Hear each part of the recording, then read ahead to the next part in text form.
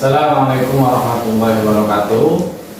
Alhamdulillahirabbil alamin. Jumpa lagi dengan saya Mr. Orsad atau biasa dipanggil Mr. O, Mas Farhan. Saya biasa dipanggil Mr. O ya, Orsad. Jadinya Mr. O.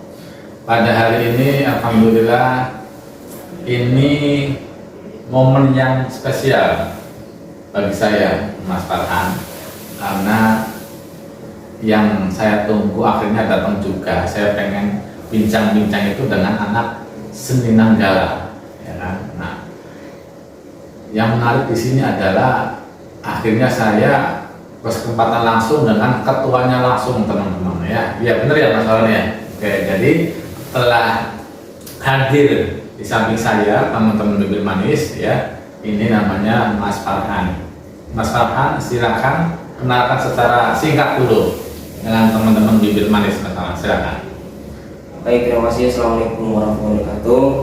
Perkenalkan, nama saya Ahmad Farhan Setiawan, bisa dipanggil Farhan, dari Prodi Pendidikan Bahasa dan Sastra Indonesia semester 6. Kebetulan untuk periode kali ini di UKM Nanggala yang ingin untuk menjadi ketua umum. Ketua umum. Oke. Nah, kita spill dulu nih yang kita pakai nih Mas Farhan ya. Ini apa namanya Mas Farhan? Ini namanya yang dipakai Pak, Odeng Madura. Odeng Madura ya.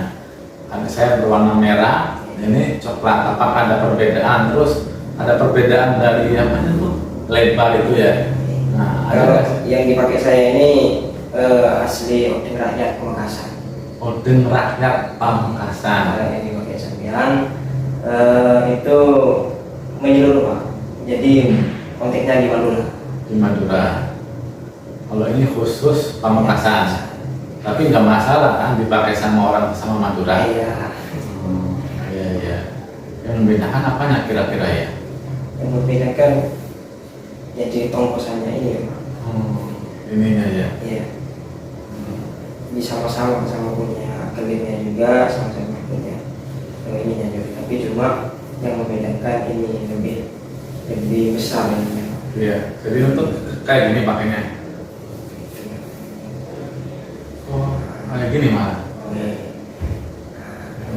Kalau pas kan di sini di atas. Iya, iya, iya. Sebetulnya sama juga Pak. Kalau ini taruh di belakang ke atas Pak. Iya. Ini namanya Odeng Santapa. Iya. Oke. Jadi menurut Mas Farhan itu asal Pamekasan ya, saya baca CV-nya. Dan saya baca CV-nya Mas Farhan ini aktif ya orangnya Mas Farhan ini ya. Nah, oleh karena itu saya pengen tahu keaktifan Farhan ini dari SMP nih. Ya, di mana SMP-nya dulu? Dulu saya SMP di SMP Negeri 1 Pamekasan. Kebetulan di sana saya di organisasi OSIS, terus menjadi Pratama Pramuka, ketua Pramuka, terus bergelut di kesenian juga. Nah, bakat seninya Farhan itu, Mas Farhan itu udah dari kapan? Apakah SD? Apakah memang sudah bawaan dari orang tua atau bagaimana? Dulu ceritanya mempunyai sifat seni ini bawaan dari orang tua. Bawaan. Dari kecil, ketika kebetulan bapak saya itu pemain bedroom dan juga seniman juga Mas. Seniman. Jadi kalau kemana-mana saya itu diajak, diajak untuk bareng, terus main bareng seperti itu. Oke. Terus untuk bergabung di sanggar-sanggar mulai dari SMP kelas 1. SMP kelas 1 udah di sanggar. Dekat rumah apa di sekolah sanggarnya? Kalau awalnya di dekat rumah, terus beranjak SMA bergabung di sanggar Putra Meo. Putra Meo. Ya, di Daun Putra Meo. Kebetulan saya dengan kameramen ini satu sanggar Pak. Pamekasan juga. Iya. Mas siapa tadi namanya? Raffi. Satu desa juga Mas Raffi sama Farhan. Jauh. Satu sekolah Mas Raffi. Berdekatan. Saya SMA 4 dulu, kebetulan Raffi SMA 3. Oke, menarik. Sanggahnya itu sebesar seluas apa? Kalau Sanggar Putra Meong itu sudah ternama Pak, di Pamekasan, bahkan di kancah Jawa Timur, dan juga mewakili Indonesia pada tahun 2017 kalau tidak salah, kalau tidak 2019 di Malaysia Kuala Lumpur. Dan ayahnya Farhan terlibatkan. Kalau saya tidak terlibat Pak, jadi yang terlibat saya sendiri. Oh, Mas Farhan. Ya. Tapi kebetulan yang berangkat ke Kuala Lumpur itu karena keterbatasan anggota dan juga minimum yang mau didelegasikan, akhirnya dipecah menjadi dua. Yang satunya itu kan rombongan satu berangkat ke Kuala Lumpur, yang satunya itu mewakili di ruangan Jawa Timur. Dan bahkan Putra Meong itu 6 tahun berturut-turut menjadi BSPI ya Pak. Jadi beasiswa yang dari luar negeri yang mau berkecimpung di dunia kesenian itu alhamdulillah Putra Meong mewakili Jawa Timur untuk menaungi BSPI itu. Berkancah di Jakarta, Bandung, terus di Surabaya. Oke. Sejauh mana Farhan itu pernah tampil menampilkan budaya Madura itu di mana? Ya alhamdulillah kalau penampilan Pak di Madura ya, di daerah saya sendiri ya sering, di daerah Madura sering, di Jawa Timur sering. Oke. Apakah ada apa ya istilahnya ya, momen khusus, peringatan khusus yang menampilkan budaya-budaya Madura? Untuk di daerah Makassar itu Pak, pasti ada Kimilau Madura atau Semalam di Madura. Nah, ya itu. Nah, itu pasti Kapan? Kalau tidak salah itu Oktober. Oktober, November. Itu pasti ada kegiatan-kegiatan keseniannya Pak. Entah itu festival daul, festival tari, festival kirang budaya dan sebagainya. Di Pamekasan. Iya. Dan kebetulan sanggar kami itu juga terlibat setiap tahunnya. Oke. Apakah memang budayawan, kebudayaan itu pusatnya itu di Pamekasan, antara Sampang, Bakalan, Sumeneb, Pamekasan? Saya rasa kalau berbicara kebudayaan Pak, pasti lebih utamakan di Sumeneb. Sumeneb. Karena di sana pusatnya Pak. Tapi tidak untuk kemungkinan di Makassar itu juga mempunyai kebudayaan sendiri. Pasti empat kabupaten ini mempunyai ciri khas sendiri, tapi yang mencolok pada kali ini tetap di Sumeneb. Sumeneb. Nah, sepemahaman yang Farhan, budaya yang paling mencolok di Sumeneb itu apa? Budaya-budaya yang mencolok saat ini ludruknya itu. Ludruk. Ya. Masih ada ya? Iya, masih ada. Ketoprak kayak rukun karya, Amil itu terus berkembang, dan bahkan pembawaannya dalam ludrukannya itu kalau dulu itu murni, karawitan murni, sekarang itu bisa dicampurkan dengan alat-alat modern seperti pipo, seperti keyboard, seperti itu. Oke, menarik nih. Oke. Akhirnya berarti SD itu udah bisa kan memainkan alat musik? Bisa. Seingat Farhan itu alat musik pertama kali yang kamu bisa apa? Gong.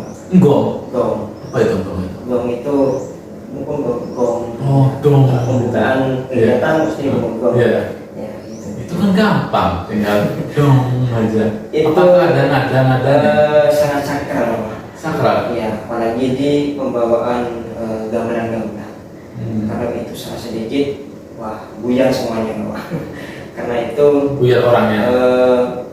Aransemen dalam gong itu sebagai penutup di aransemennya seperti itu. Dan bahkan dulu saya pernah karena masih awam pada Pak, yang lainnya itu sudah sepuh-sepuh semua, akhirnya saya itu diamanahi untuk mengukur gong itu. Jadi pas gendingan produk itu gendingan rara Pak, itu saya salah masuknya Pak. Akhirnya ada makanan kucur itu Pak. Itu dilemparin itu Pak. Kamu? Iya. Akhirnya makanannya enak makan kan. Wes, akhirnya kamu suruh turun gitu. Enggak, akhirnya diingatkan lagi. Keliru. Oh gitu. Itu memang. Ya simpel, tapi kalau kalau salah kelirunya yang minta ampun.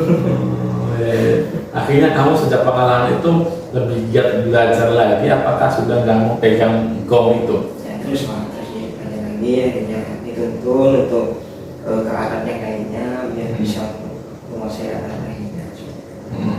Apakah kamu memang fokus ke alat musik tradisional? Ya, Fokus ke situ? ya. Kalau alat modern saya rasa tidak bisa. Gitar nggak bisa? Tidak bisa. Ya kamu maksudnya, kamu kan udah bakat seni nih. Kalau belajar itu kayaknya cepat bisa nih. Nah saya ini sudah belajar sejak SMA untuk sudah modern itu Pak, itu gitar. Selama 1 bulan itu ternyata belum bisa Pak. Padahal tiap malam privatnya. Raffi bisa gitar? Kalau Raffi semuanya bisa Pak. Semuanya bisa? Dan terus tradisi bisa. Nah, apakah kamu bertanya-tanya dalam diri kamu, kenapa ya saya alat musik tradisional itu nggak bisa gitu? Dulu saya angkatan 2019 Pak. Kebetulan di 2019 itu saya diterima di Indonesia dari jalur SNMPTN. Nah, saya itu kebetulan di SMA itu ketua OSIS Pak, tidak memikirkan SNMPTN itu apa gitu. Nah, baru kurang 2 hari penutupan dipanggil sama guru saya. Kenapa kamu nak? Oh, udah kata hewan gitu kan? Ya saya bingung, musik mana ini? Kata saya apa? Seni cuman gitu.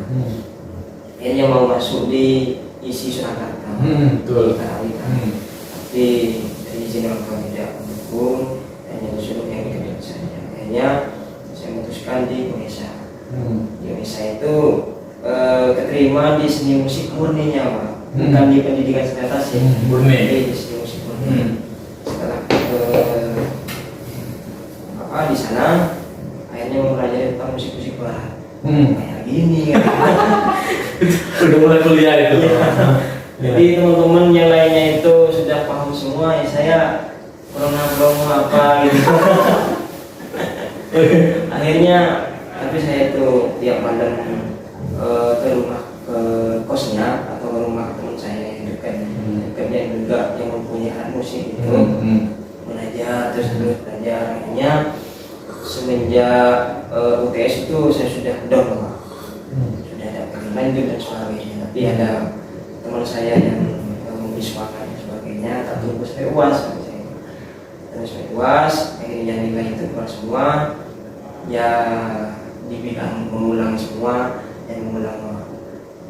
Oh berarti saya untuk musik di modern ini emang betul-betul mau. Tapi di sana saya itu mengikuti UKM juga. Saung Galing. Ya.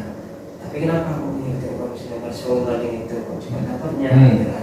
Tapi di sini saya kuliah itu bukan mau mempelajari kembali, tapi mengembangkan yang sudah ada gitu ya Pak. Hanya saya itu mau berpindah di STKW. Nah STKW itu sudah terima, dinyatakan terima. Terus bapak saya itu mengizinkan kenapa kok dari UTM aja pendidikan. Kalau seni itu sebagai sampingan hiburan buat kamu, tapi untuk pendidikan itu untuk kinerjanya kamu. Berpikir lagi tuh Bapak, mana yang ada udah apa ini?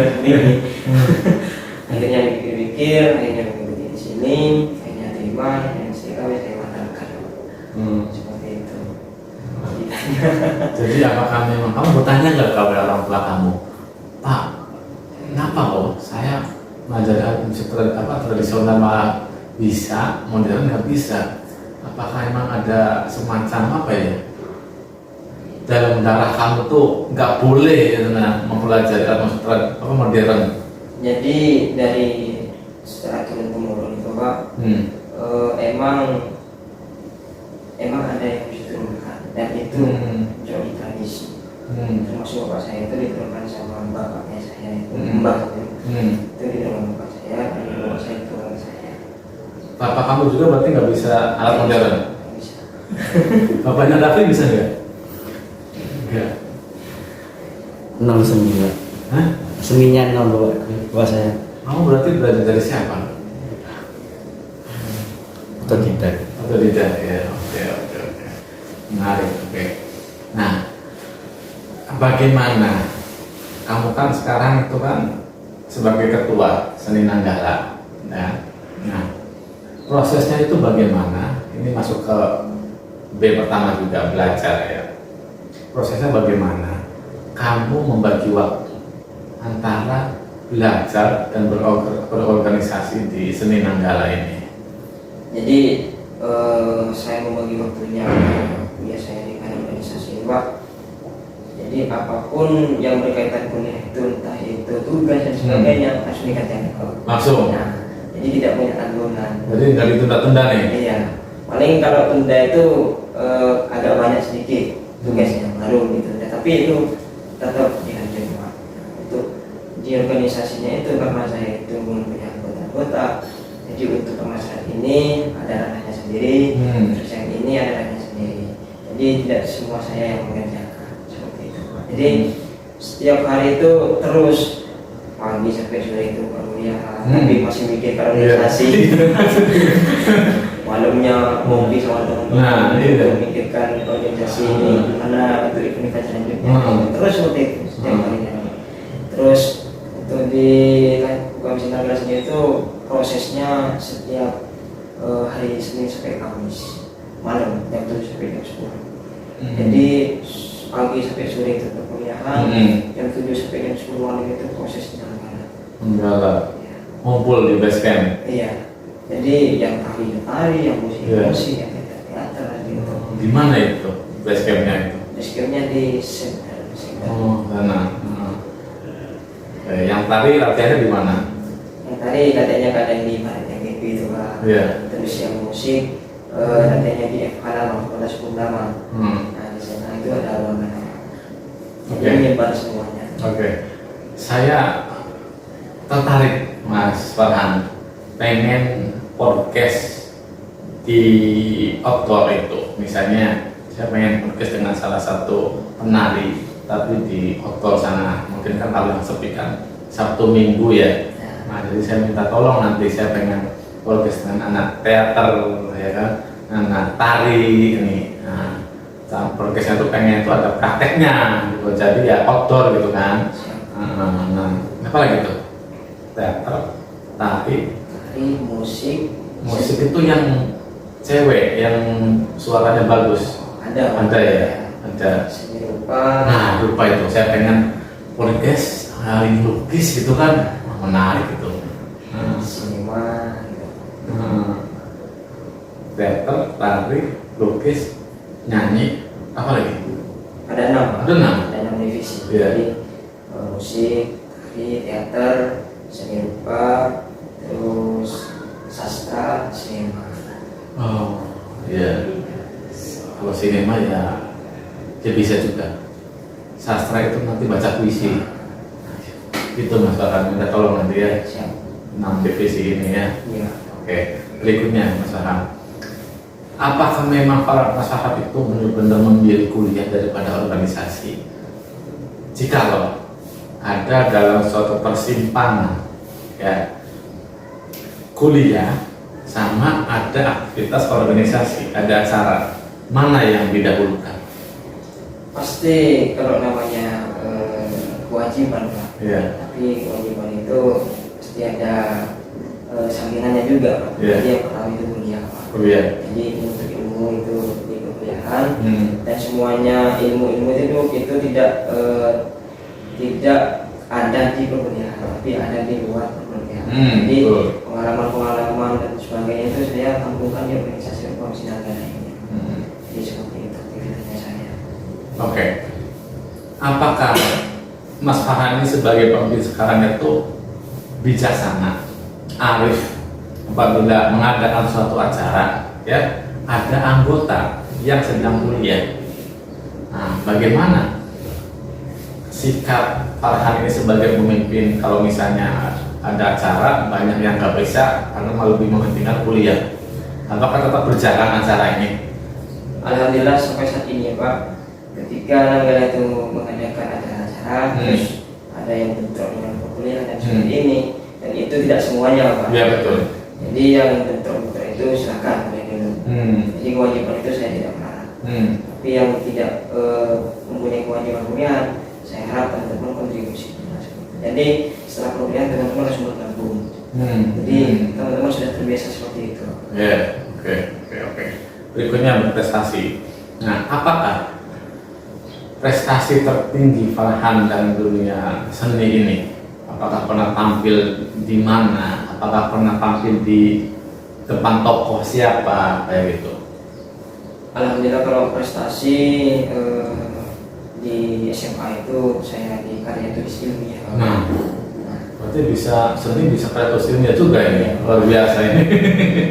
Terus di UKM Sinanggala, alhamdulillah di 2020 itu teman-teman divisi musik juara 1 nasional. Nasional, Musik tradisional antar kampus. ya. Terus untuk tampil-tampil Isi ikut nggak itu isi? ya. Kalau isi ikut berarti Kalau isi ikut mungkin bukan juara 1. Kalau tampil-tampil di depan tokoh, di depan gubernur, Ibu Kofifa. Ya, oke. Saya pengen spill kejuaraan nasional antar PTN ya. Pada waktu itu tampil di mana dan menampilkan apa? kebetulan eventnya itu pas COVID ya Pak. Jadi semua karya itu dikirim secara online. Nah, kebetulan teman-teman itu masih banyak yang tidak ada di sini. Nah, akhirnya teman-teman yang bisa belanja di sini hanya latihan selama 2 minggu untuk penggarapan baru itu membawakan lagu oleh ulang.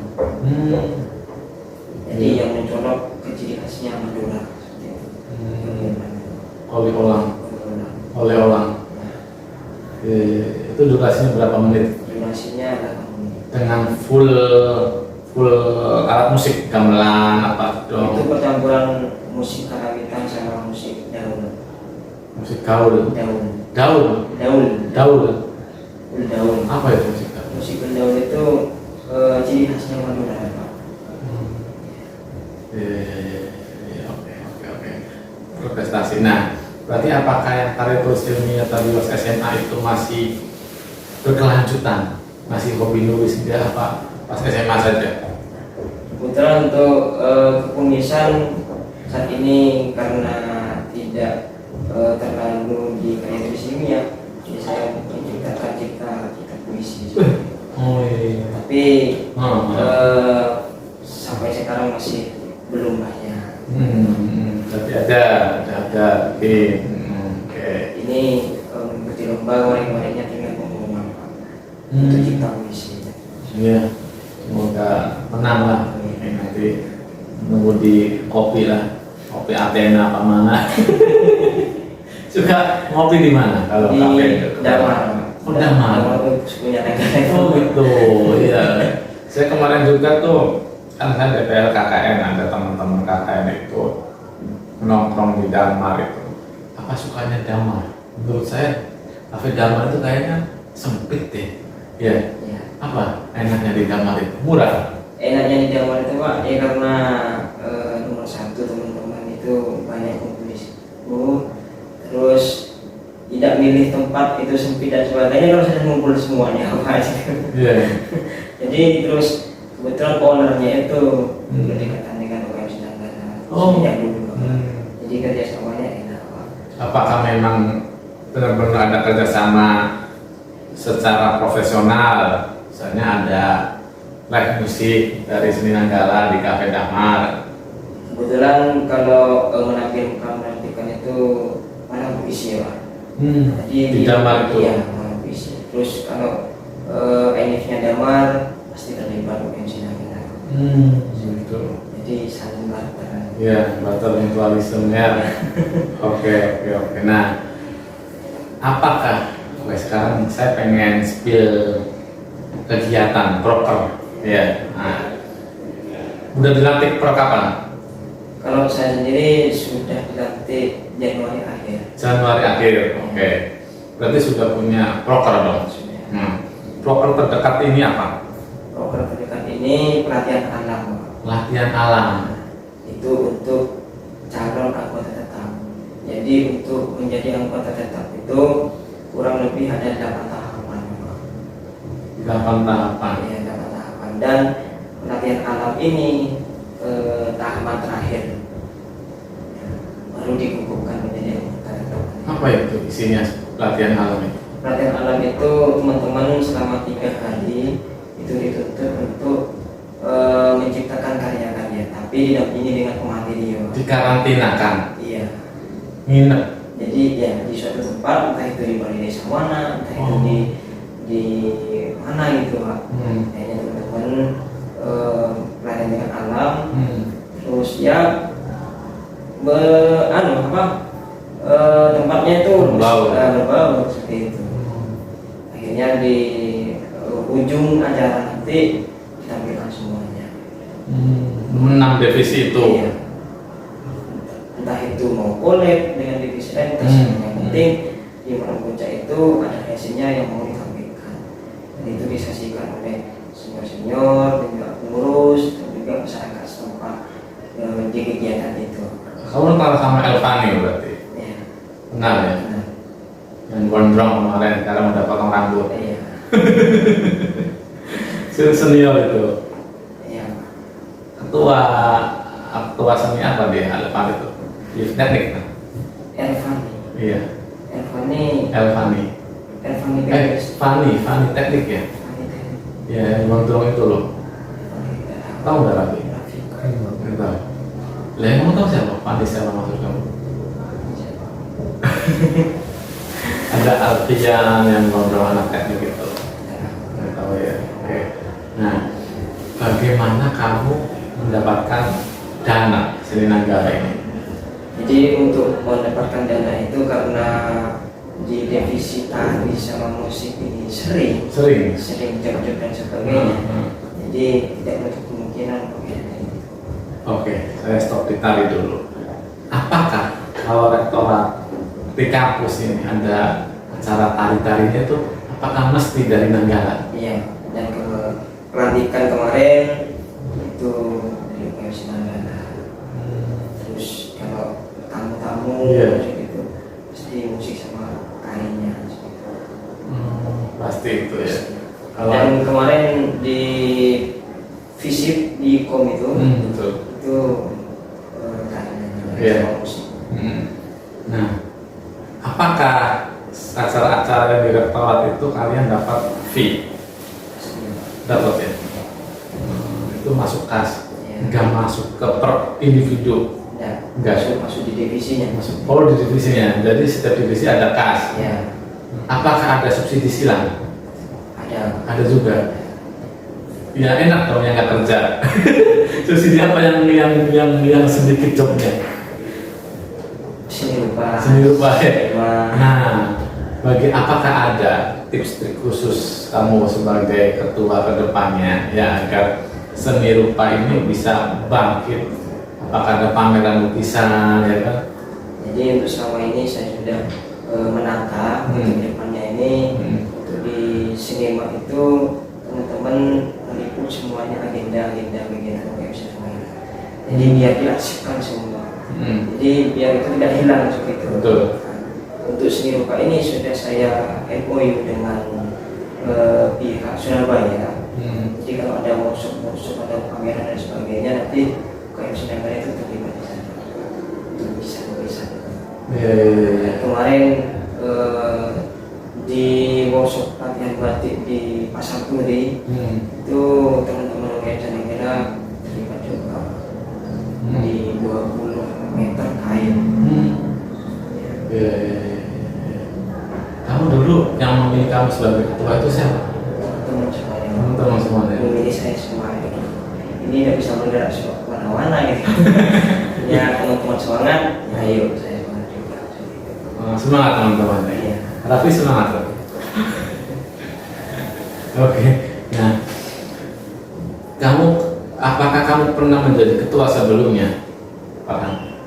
Kalau ketua mungkin ya di SD ketua pramuka, di SMP ketua pramuka, di SMA ketua OSIS, lalu di perguruan ini ketua pensiunan negara. Oke, Farhan, bagaimana kamu menanggapi, memberikan komentar ya terkait apa sih seni menurut kamu dalam kehidupan ini? Menurut saya itu Pak, seni adalah hiburan. Hiburan. Tapi hiburan itu pasti ada tuntunan.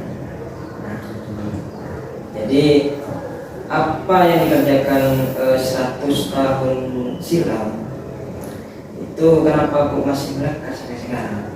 Karena itu nomor satu sebagai hiburan, tapi nomor dua yang paling penting itu tuntunan.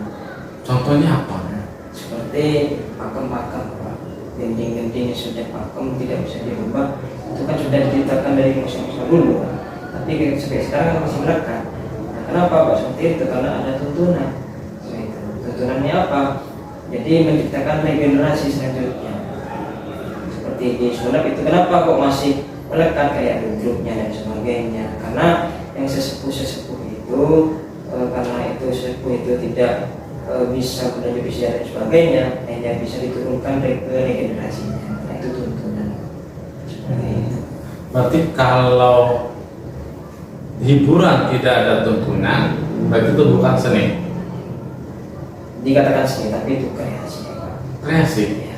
Jadi apa bedanya seni dan kreasi? Kalau seni itu melingkup semuanya, Pak. Kalau kreasi itu teman-teman mengkreasikan sendiri. Jadi tidak melepas dari pakem itu, Pak. Jadi meskipun mau menyimpan dari pakem itu boleh-boleh saja. Gitu. Tapi kalau kreasi itu ada yang sebatas hiburan dan bilang begitu saja, ada yang tetap berlanjut. Jadi untuk menanggapinya sangat banyak, tergantung orangnya itu menanggapi seperti apa. Seni itu. Apakah seni itu bermanfaat dalam kehidupan kamu? Bermanfaatnya itu selain kita itu memperbanyak relasi, terus memperbanyak hiburan, terus memperbanyak pengalaman, ya untuk mempertahankan kebudayaan yang ada di Nusantara ini. Jadi kalau tidak regenerasi budaya saat ini, kapan lagi ya Pak? Karena tergerusnya modernisasi ini kan banyak yang sudah musik-musik barat dicampuri dan sebagainya. Identik dan juga klasiknya, murninya tradisi yang benar-benar tradisi itu sekarang sedikit. Apakah yang menjadi anggota seni Nanggala itu harus memang yang sudah matang dalam seni? Apa yang nol bisa masuk seni Nanggala untuk belajar?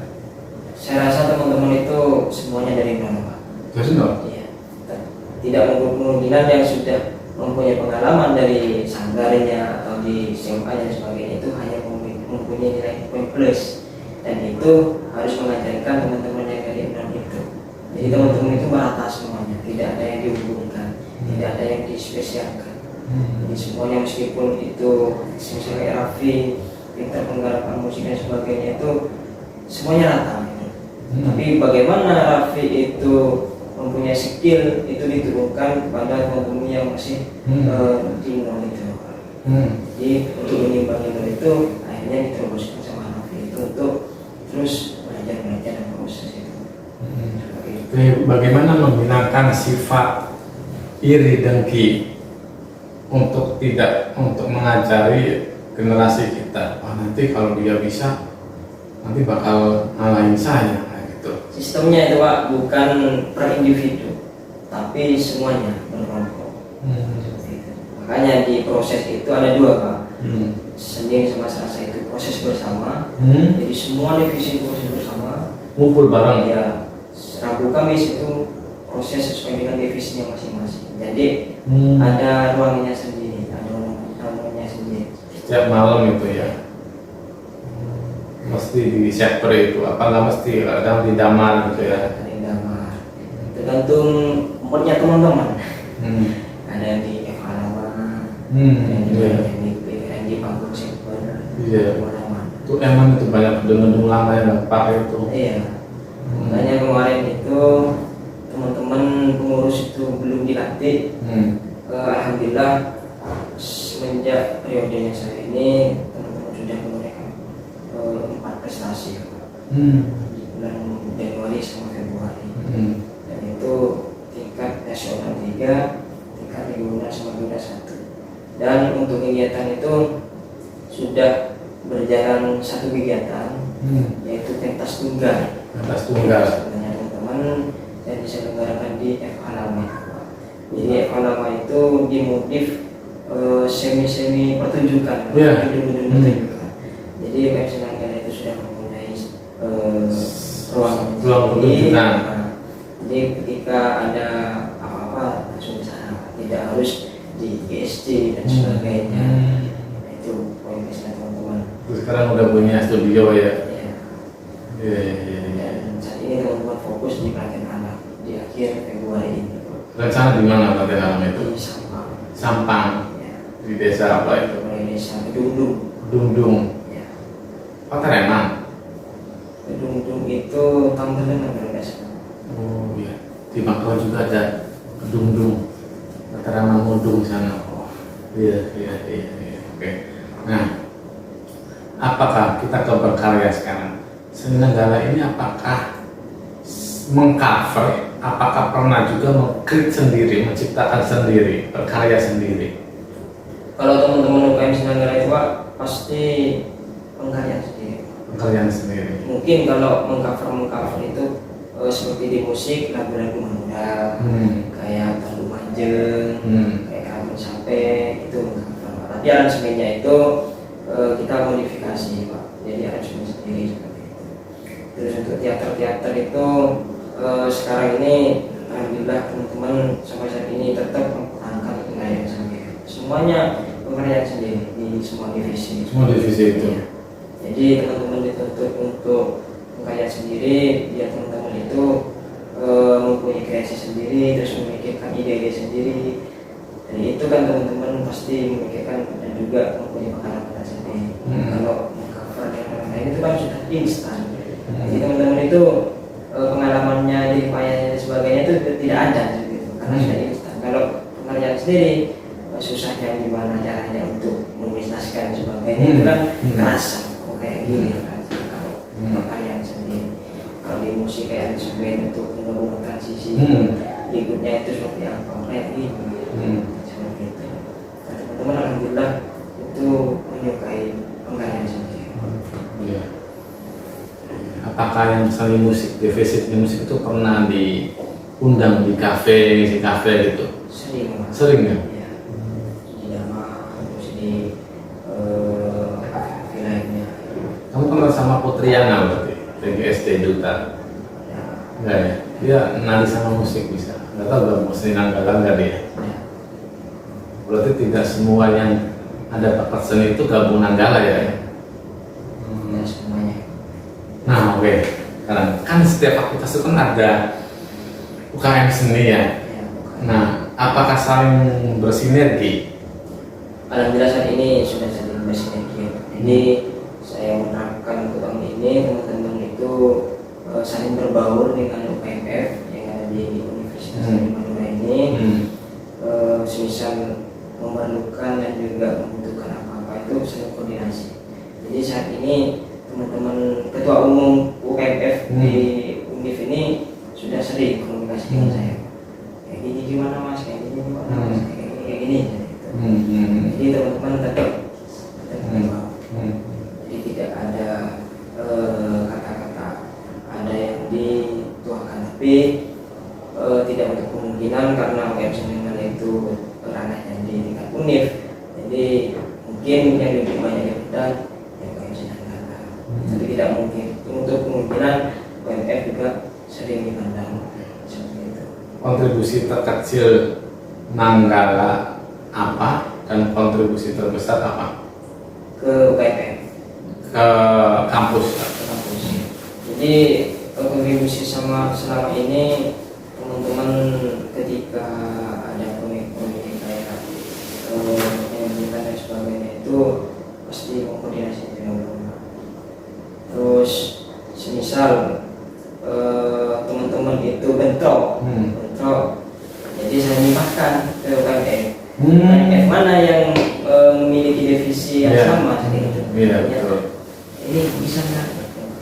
Saya bisa.